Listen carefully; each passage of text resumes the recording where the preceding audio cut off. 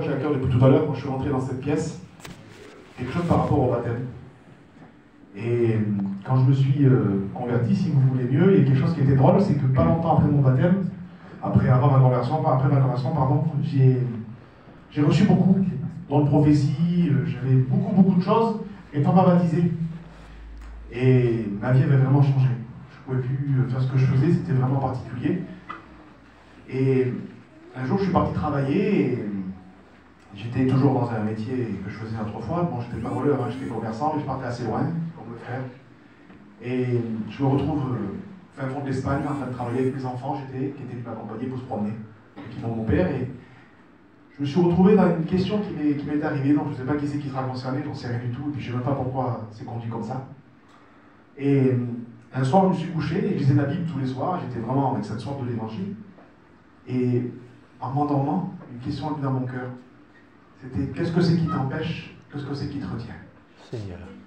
Seigneur, je m'endors sur cette petite parole là, parce que j'avais vu la grandeur de Dieu, je savais qu'il existait, c'était pour moi assez. Je vous promets, par moments, quand on est vraiment proche de Dieu, on a l'impression qu'on peut le saisir, c'est une merveille.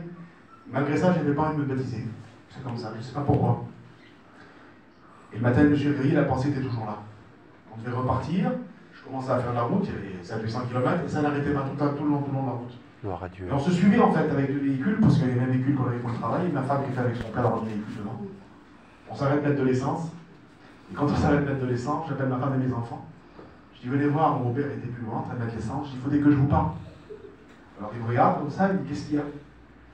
Et je venais de me convertir, il y avait 2 ou 3 mois. Je dis voilà, je vais vous dire quelque chose, je vais me baptiser. Gloire à Dieu. Enfants, ouais. Et ma femme, c'était quoi? C'était pas ça. C'était pas ça. Ma femme n'est pas chrétienne, ce ne sont pas du tout des gens chrétiens. Et ce sont des gens qui n'en veulent pas. Alors c'est pas évident, parce que quand on arrive avec tout l'amour qu'on a, des fois on est mal pris.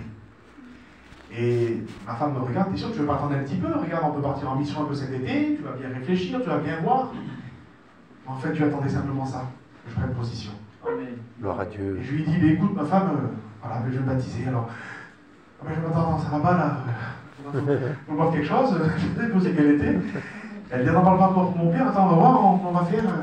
Et attends, on va rentrer chez nous déjà en France, et puis on en parlera plus calmement. Et à ce moment-là, il s'est passé quelque chose. Je vous dis ça pour encourager peut-être quelqu'un qui hésite. On ne sait pas, on hésite entre échanger un bout de plastique et un diamant inestimable. C'est ça qui est incroyable. Je ne comprends pas. Il y en a certains qui sont là en train de se dire mais je pourrais plus faire ci ou plus faire là, ça me conduit à la mort. Ça ne conduit pas à la vie. Et j'étais là en train de réfléchir dans mon cœur, dans mon camion, avec mes enfants à côté, et je disais ah Seigneur, merci. Merci parce que j'ai fait ce qu'il fallait faire. Et j'ai posé une question à Dieu. J'ai dit Seigneur, pourquoi le baptême? Et dans mon cœur, la réponse est venue. Alors j'ai pas pu l'inventer moi-même, cette réponse-là. Elle était toute simple et tellement belle. Et je crois que la personne a besoin d'entendre ça ce soir. Amen. Il m'a dit, on reconnaît un soldat à son vêtement. Et moi, je veux qu'on voit pour qui est-ce que tu combats. Alors, voilà. Mettez le plus beau des vêtements.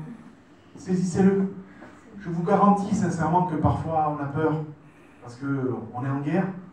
On entend beaucoup en ce moment par rapport à ce qui se passe. Le principal, c'est pas que votre vêtement soit abîmé. Ça peut arriver, ça. On n'est pas parfait. Il y en a pas un qui vous dira qu'on est parfait, que tout va impeccable tous les jours. Non, on n'est pas à la hauteur. Mais je vous promets qu'on combat. Le principal, c'est qu'on voit pour qui est-ce qu'on combat. Amen. Dieu vous bénisse.